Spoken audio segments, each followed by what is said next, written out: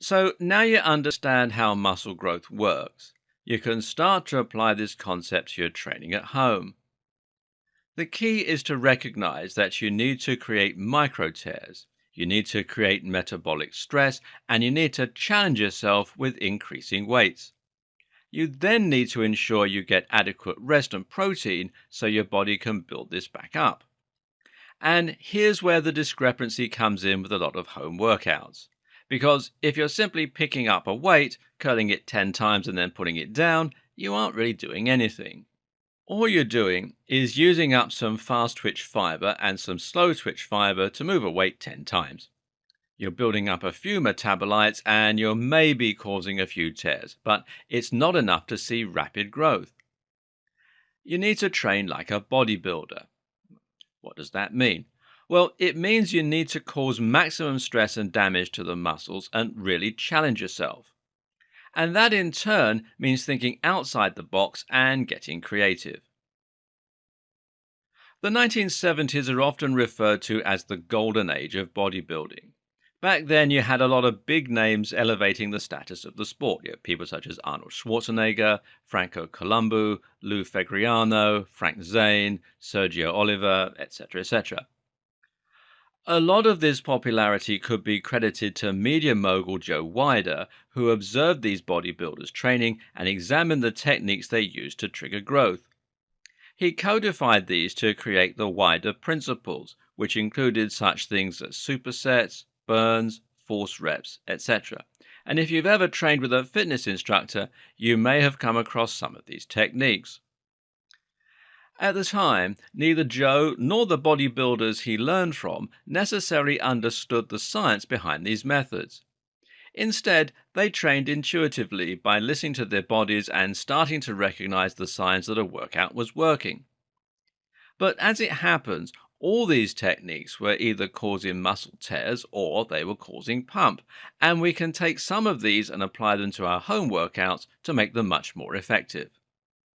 In particular, I'm going to be looking at one of these techniques and then a variation on it, and it'll change the way you train forever. Seriously. So, what's the technique I'm talking about? Well, that would be the drop set. Now, a drop set is a routine where you start with a heavy weight, probably something you can lift for about 8 to 10 reps. You then perform your repetitions as normal until failure. Then, when you've reached the point where you can't lift the weight once more, you simply lower it slightly and then carry on. So, let's say you're doing curls in a gym. You might use an approach called running the rack, which means you'll move down the rack until you reach the lightest weight. So you might start with 15 kilograms in each hand and perform 6 to 8 reps. Then you might put those down, immediately pick up a 12 kilogram weight and perform 5 reps. Then you'll put those down, pick up 10 kilograms and perform 6 reps. Put them down, pick up 8 kilograms and perform 5 reps. Then finish on 4 kilograms and perform just 4 reps before collapsing. That's one set. You'll need to repeat this whole process 3 times. So why is this so good? Well, simple. It's causing the maximum amount of muscle damage and it's swelling the muscle up with metabolites. When you start out, you're lifting a heavy weight and you're going to perform 6 to 8 reps. And this is as many reps as you can muster, so you're forced to engage a lot of muscle fiber, specifically the fast twitch kind, which will exhaust quickly. Then, once those fast twitch fibers are exhausted and torn, your slower twitch fiber will kick in to help. Now, eventually, you won't have enough combined strength to keep going, at which point you can't lift the weight anymore. Around the same time, you'll be switching from the ATP-PC system to the glyconic system, which allows you to go for longer. But you're not stopping at failure. You're picking up a slightly lighter weight and you're continuing to lift. This allows you to engage your slow twitch fibers continuously while continuing to fatigue those very few remaining fast twitch fibers that are still working, making even more micro tears. At the same time, you're now reaching a much longer time under tension as you'll be approaching 20 reps. Your muscles will begin to fill up with lactic acid, creating the burn as a byproduct of the glycogen energy system.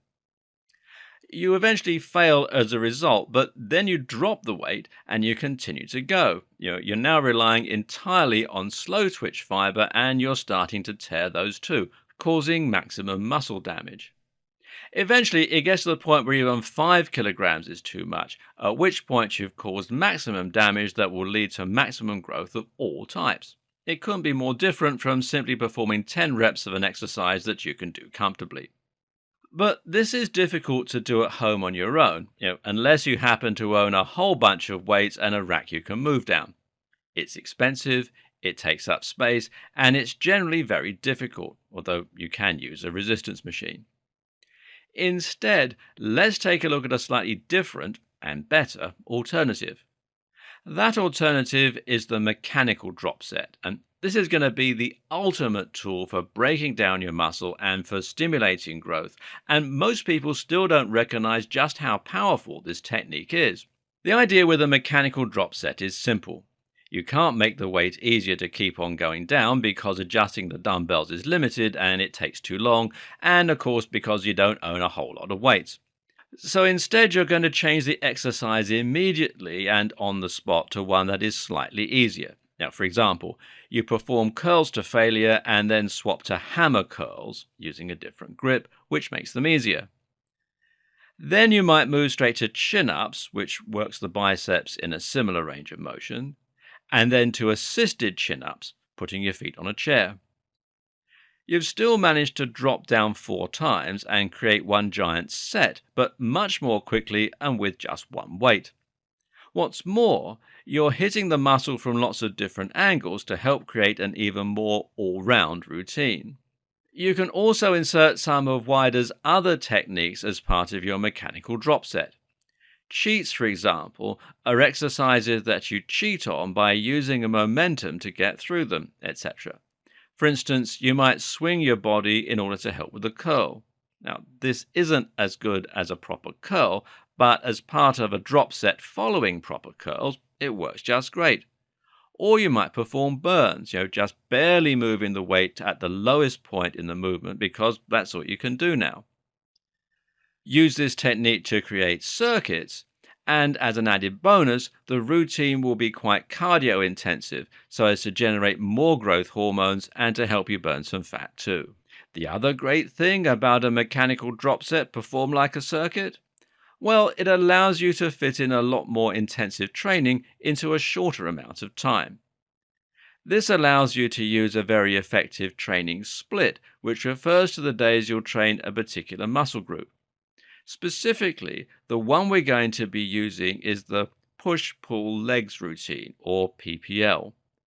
This means you'll be alternating between push exercises, such as press-ups and shoulder press, pull exercises, such as pull-ups or bicep curls, and legs, squats, lunges, calf raises, etc.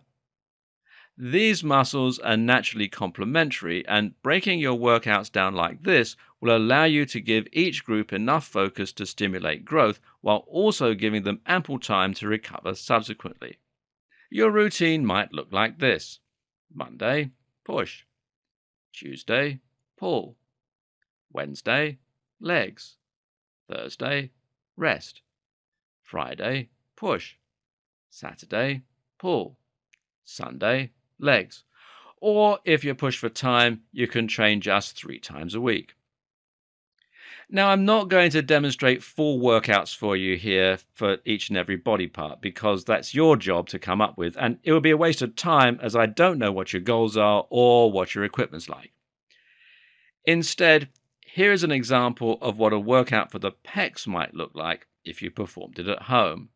Okay, let's take a start with the push routine. You have 3 rounds. For the pecs, you're going to have 6 times 20 kilograms in each hand, dumbbell flies on the bench.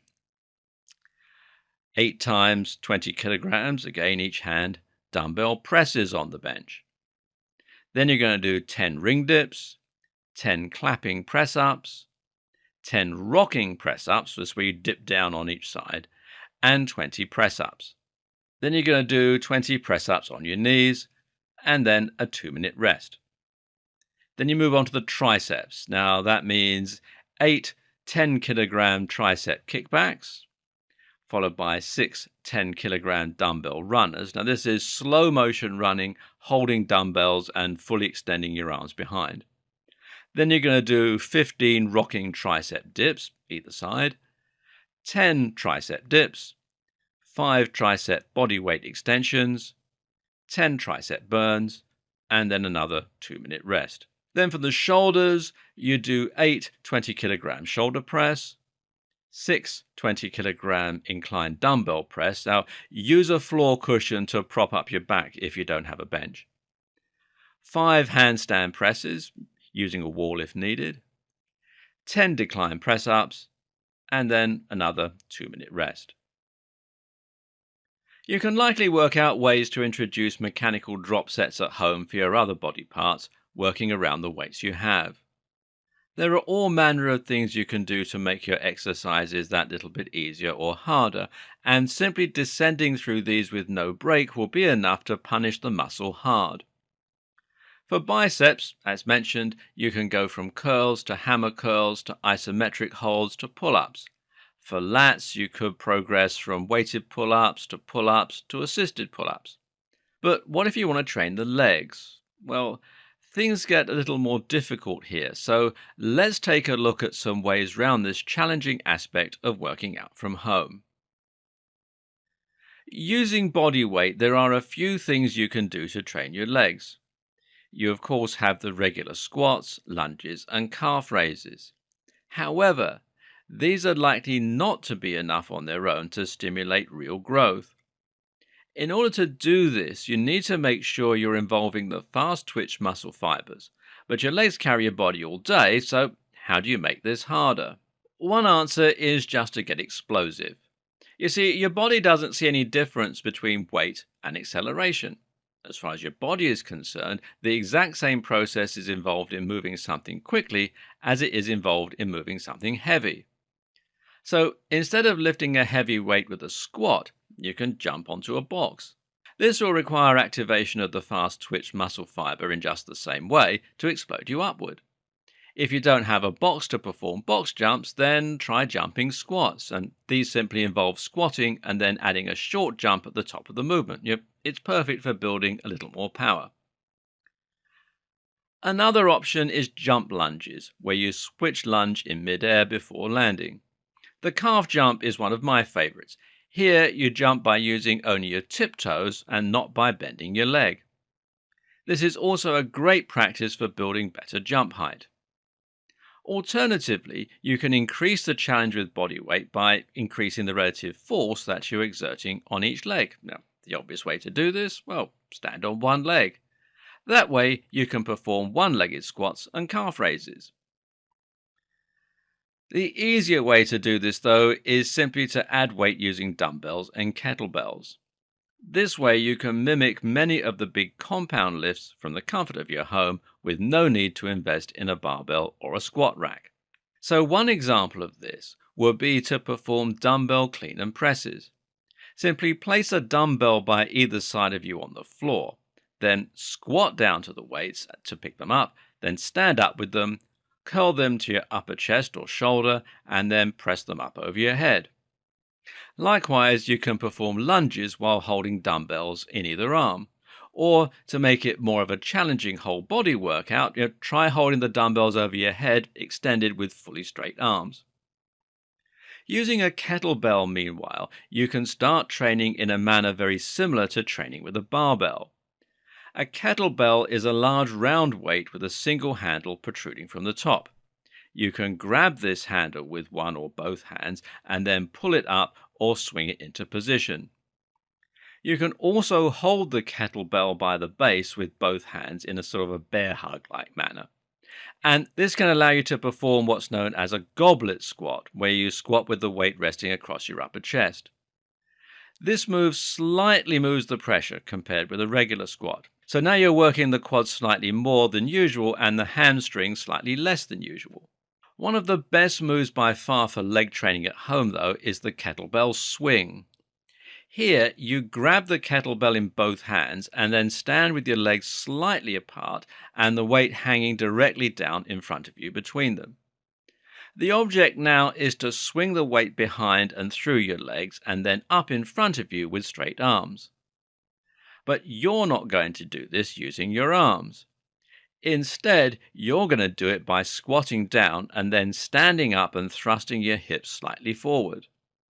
The momentum alone causes the heavy weight to swing up, and then you squat back down as the weight comes down from the force of gravity. You don't break the momentum. You simply allow the weight to swing through your legs behind you and then thrust back upwards. Check out videos online to see how this works. As you can see, there are plenty of great ways you can train your legs at home, so you don't need to spend a fortune on a squat rack. One question I get asked a lot is whether or not you can build big muscle using only body weight training. Now, body weight training has a lot of appeal because it allows you to train literally from anywhere and using very little to no equipment.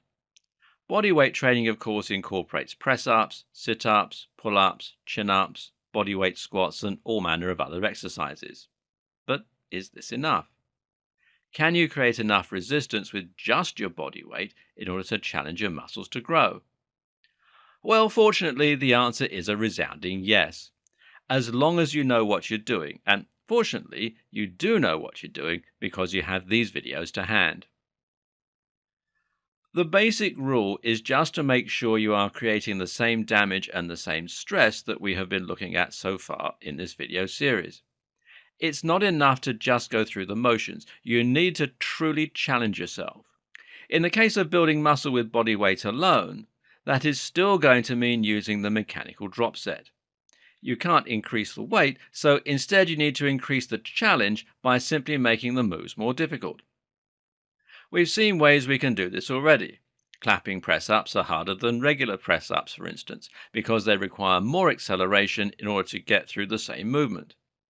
You then have your one-armed movements, which again create more challenge. You can also do something in between a regular move and a one-armed movement, by rocking from side to side. For instance, you might perform a regular press-up, but while dipping down slightly more on one side than the other. This will allow you to keep the other hand in order to stabilize yourself and prevent you from falling, but it won't be used to provide much of the actual strength and power needed to move through the repetitions. You can do the same thing with a pull-up, a chin-up, or a tricep dip. So now you have your obvious progressions for mechanical drop sets using only body weight. You can go from clapping press-up, to rocking press-up, to regular press-up. Or you can go from clapping chin-ups, to rocking chin-ups, to chin-ups, to assisted chin-ups. Another option is to change the angle of your movement in order to alter the amount of pressure you're fighting against. This is referred to technically as extending the lever arm. In other words, if you move the weight away from the point of contact with the ground, you're now going to make the movement more difficult. Similarly, you can make the move more difficult by reducing the number of points of contact with the ground. So press-ups can become handstand press-ups, or they can become Maltese press-ups with your hands down by your sides. Harder than either of those things is the planche, where you're going to be holding your body parallel with the floor by just your hands, like a press-up, but without your feet touching the floor. Some of these movements are incredibly difficult. Not only do they require a lot of power in the target muscles, they also require tons of functional strength, and you need to be able to coordinate and control all of the muscles in your body to work together. That means making your core tight enough to stabilize your body, and it means making your forearms and hands strong enough to balance you in a handstand. It means having enough control over your legs in order to keep them upright. These advanced moves can become entire full-body exercises. These aren't as useful for growing specific muscles because they don't isolate a target muscle. That means it's harder to exhaust or tear muscle fibers in any particular muscle because there are too many points of failure. But if performance is your interest, this is an incredibly useful way to train, and if you use the moves as part of a mechanical drop set, then likewise they become powerful tools to help you exhaust the fast-twitch muscle fibers first before going on to easier moves to flood the muscles with blood and metabolites. Once you can accomplish these more advanced moves, you start to open up a lot of possibilities to create incredibly challenging workouts wherever you are. That, and they just look awesome, like incredible party tricks. If you want to train to make other people stand up and take notice, then this is surely one way to accomplish that. The only problem? Well, these really are advanced moves. To add them to your routines, you're going to need an awful lot of power to begin with in order to perform them. So, how do you get yourself to that point? Well, let's take a look. The problem here is that the jump from a press up to a handstand press up is so great, you're going to have an incredibly hard time building up to it. 200 press ups still don't prepare you for a handstand press up, neither does a decline press up. So, what can you do? The answer is to try and break down those bigger moves into smaller components that you can challenge yourself with. So, a good place to start would be with the frog stand. You perch yourself just on your two hands with your knees by your elbows and balance there. Then try to do presses like that. Then try to progress from that position to a handstand position with your legs tucked in. As you can see, making these into smaller steps means you can get closer and see yourself progressing more easily. The next tip is to make sure that you really focus on what all your muscles are doing at the time. This training is not just for your muscles, it's for your brain as well. Specifically, it's for your motor cortex to learn the necessary techniques to perform these moves. Now let's take a brief interlude and think about a situation where our brain is fantastic at learning. During computer games. When you play a computer game, you'll be focusing on the game so much that your skill will improve rapidly. Some people can pull off incredible feats in games after not playing that long. What happens here is that they watch the game and they anticipate and visualize the movements they want to perform in the game.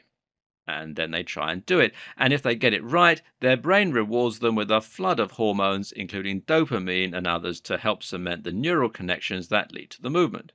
The more they repeat this, the more those connections are strengthened. And each time, the game rewards them with a chime or victorious music. And that only strengthens this effect and makes them feel even more accomplished. When things go wrong, they lose health, the screen flashes red, and there are very clear cues that this was the wrong move. Thus, the brain doesn't get that response and the movement is not enforced. But really, that sense of reward comes from the fact that they so badly want to succeed. It comes from the fact that they're incredibly focused on what they're doing and that they feel real anxiety and stress as they play and their health whittles down. We can learn anything if we approach it in a similar manner. In the case of working out, that means setting real goals for yourself, to transition into handstand with perfect technique, for example, and then paying close attention to the outcome of your attempt. Was that right or wrong? Should it be enforced or not? The more you focus on that muscle, the quicker you're going to be adapting, and your brain will learn how to pull off the perfect technique. Everything we've said in the previous videos is all well and good, but perhaps you're wondering if any of what we've discussed so far applies to you personally. Specifically, if your objective is to lose weight, then what use is the bench press, or any of Joe Weider's other principles for triggering mass muscle growth? Well, actually everything. If you want to lose weight, then one of the very best things you can do is to train with weights. Not only does this burn a lot of calories and carbs in its own right, but it will also help to change your metabolism and to help you burn even more fat as you're resting. This is simply because it takes a certain amount of energy for the body just to maintain muscle. The more muscular you are, the more fat you burn as you walk around and even as you sleep. What's more, muscle helps you appear more toned and athletic, and this is a big factor for a lot of people, and it's often more important than weight loss. So let's say, for example, that you have excess cellulite around your legs. Should you burn calories or tone muscle? Well, the answer is tone muscle, which will be far more effective at removing the appearance of the cellulite and helping you look leaner. A lot of women shy away from resistance training because they think it's going to make them suddenly appear muscular and manly. Even some guys will shy away from it because they don't want to look too big. But in reality, it's actually very hard to get to the point that a lot of people think of as too big. No one accidentally ended up looking like Arnold Schwarzenegger. It takes a lot of hard work to build that much muscle. And as for women, lifting weights is one of the best ways to get a toned feminine physique. Just try searching women who lift in Google to see what I mean. In order to bring about these impressive weight loss changes, you need to do more compound exercises in particular. And these are the ones that utilize the entire body. So, those body weight moves and also things like the kettlebell swing. The kettlebell swing will use the shoulders, the legs, the core, the back, and a whole lot more. And that makes it an incredible tool for burning calories and building muscle. But what the kettlebell swing also is an example of cardiovascular training. The fact that you're swinging a kettlebell means you're maintaining a high and consistent level of exertion. This allows you to burn calories, but because you're using muscle at the same time to shift such a lot of weight, you're burning even more muscle and flooding the body with growth hormone as well. In this way, you can use kettlebells like running and maintain output to burn lots of calories. The difference? Well, A, you're working harder because there's weight involved. B, this also prevents the body from catabolizing the muscle. And C, you'll be able to do it from the comfort of your own home. Perform 200 kettlebell swings and you'll burn a lot while at the same time building up a lot of strength. This is especially true if you accomplish it using a drop set so that you can start with a hard weight. Another way that you can take this even further is to use a kettlebell as part of an HIIT program. HIIT stands for High Intensity Interval Training. This means you're going to be exerting yourself 100% for short durations, then taking a brief spell of rest in between by performing at a lower intensity. So you might swing the kettlebell for 1 minute at full power, then stop to jog lightly on the spot for 2 minutes, then return to swinging the kettlebell. This allows you to burn more calories in a shorter amount of time than regular steady state cardiovascular exercise. Better yet, it has also been shown in studies to help increase your mitochondria, the energy factories in your cells that allow you to exert yourself for long periods. But the real power of HIIT lies in the way it helps you to burn more calories subsequently. That's because going at 100% exertion, and that's 90% plus of your max heart rate, causes the body to work faster than it can get energy from your fat stores. This is called anaerobic training, and it forces the body to rely on energy stored in the muscles and in the blood. When it does this, that then means that when you perform the slower exercise in between, you only have the fat stores to draw on. So, ironically, this means you end up burning much more fat in the long term. This process then continues once you've finished training and you begin going about your regular business. Using 10 minutes of HIIT a day, you can nicely cut off any fat you're worried about and increase your calorie burn. This is recommended as part of a finisher, a routine you can use to cap off a resistance workout and to increase your overall calorie burn. But that said, you shouldn't write off steady state cardio just yet, be that performing 200 kettlebell swings, going for a 5-mile run, or just skipping for an hour. When you do this, you'll burn a lot of calories due to the sheer amount of time, and this will certainly be more than you'll get from 10 minutes of HIIT. Think of HIIT as being useful when you want to work out in a shorter amount of time. It's more efficient, but you can only keep it up so long. It's also brutal and not for beginners. The other benefit of steady state cardio is what it does for your general fitness and your energy levels. If you can maintain exertion throughout a steady state workout, then you'll be taxing your heart a lot. This is good because it will allow the left ventricle to enlarge, just as any other muscle responds to training. When that happens, you'll be able to move more blood around the body with each pump. This is very important because it means in turn that you'll be able to more efficiently deliver blood, nutrients, and oxygen to the muscles. It also means that when you're not training, your resting heart rate will be lower. This can actually benefit hypertrophy when you're resting, and it will help you to sleep far more efficiently so that you wake up feeling more rested and better able to tackle the day ahead, workout and all. Just running 5 miles a week is more than enough to see your resting heart rate and your VO2 max improve. This will not only burn a lot of calories, but it will also help to support an active lifestyle, and especially when it comes to training. This is recommended for everyone. But if you want to lose more weight, then you can, of course, increase the ratio of CV to lifting. That might mean adding in lots of HIIT sessions, or it might mean maintaining your steady state for much longer. Either way, this will make a lot more sense in the next video. Finally, you need to think about the last piece of the puzzle, the diet. Because whether you're working out at home or in the gym, your diet is one of the most important factors for ensuring the maximum benefit from your training.